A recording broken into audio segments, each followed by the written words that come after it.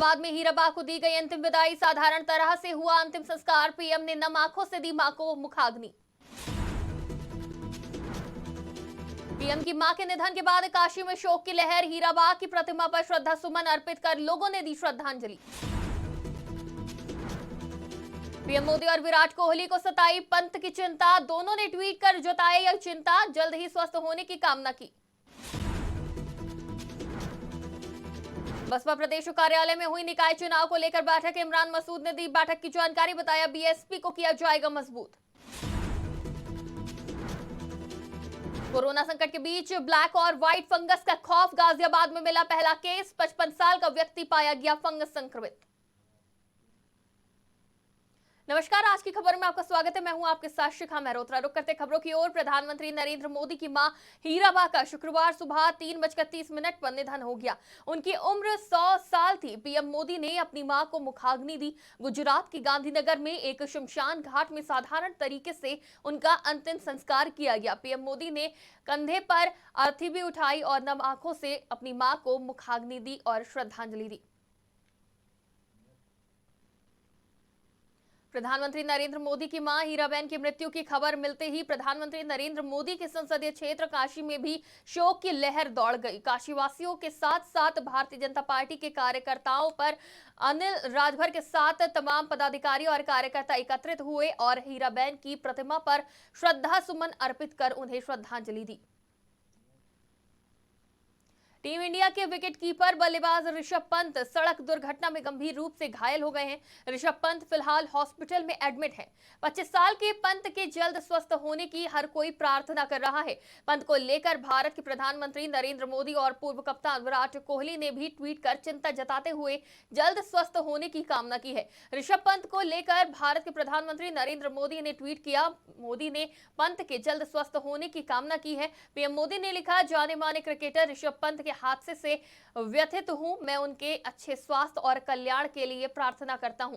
तो वहीं कोहली ने ट्वीट में लिखा कि जल्द ठीक हो जाए पंत, आपके जल्द स्वस्थ होने की कामना करता हूं। बता दें, बीसीसीआई पंत के परिवार के संपर्क में है, जबकि मेडिकल टीम उनका इलाज कर रहे डॉक्टरों के संपर्क में है। वहीं बीसीसीआई ने जानकारी देते हुए बताया, पंत की हालत स्थिर है, कहीं और शिफ्ट करने की जरूरत नहीं है। लखनऊ स्थित बसपा कार्यालय में बैठक खत्म हुई। बसपा सुप्रीमो मायावती ने बैठक खत्म कर प्रदेश कार्यालय से नेता इमरान मसूद निकले, जिन्होंने बैठक से संबंधित जानकारी दी। उन्होंने बताया, निकाय चुनाव को लेकर आज अहम बैठक हुई है। बहन जी की नीतियों और उनके द्वारा किए गए कार्यों को जन जन तक पहुंचाया जाएगा। निकाय चुनाव में पूरे बल के साथ बहुजन समाज पार्टी चुनाव लड़ेगी। साथ ही भाजपा पर निशाना साधते हुए इमरान मसूद ने भाजपा को आरक्षण विरोधी सरकार बताया। खबर उत्तराखंड के रुद्रप्रयाग से है, जहां से मन मोह लेने वाली तस्वीरें सामने आई हैं। बढ़ती ठंड के साथ केदारनाथ ने बर्फ की सफेद चादर ओढ़ ली है, जिसके बाद पारा लुढ़क गया है। सीजन की पहली बर्फबारी की मनमोहक तस्वीरें सामने आई हैं। बर्फबारी के बाद केदारनाथ धाम में चारों ओर बर्फ की मोटी चादर देखने को मिली है।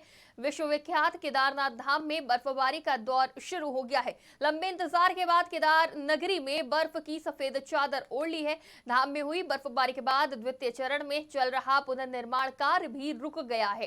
धाम में 1 इंच से अधिक तक बर्फ गिरी है। हालांकि कल हुई बर्फबारी के बाद फिलहाल धाम में मौसम साफ हो गया है।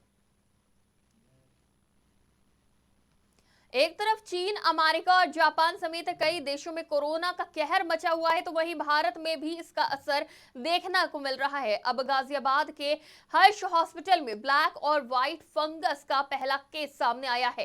कोविड-19 की नई लहर के खतरे के बीच अब इस केस ने स्वास्थ्य विभाग की चिंता बढ़ा दी है। जिस मरीज में ब्लैक और व्हाइट फंगस का केस मिला है, उसकी उम्र 55 साल है। ब्लैक फंगस कोरोना के उन मरीजों में पाया जाता है जिन्हें बहुत ज्यादा रेस्ट्रॉइड दिया गया हो, जबकि व्हाइट फंगस के केस उन मरीजों में भी संभव है जिन्हें कोरोना नहीं हुआ।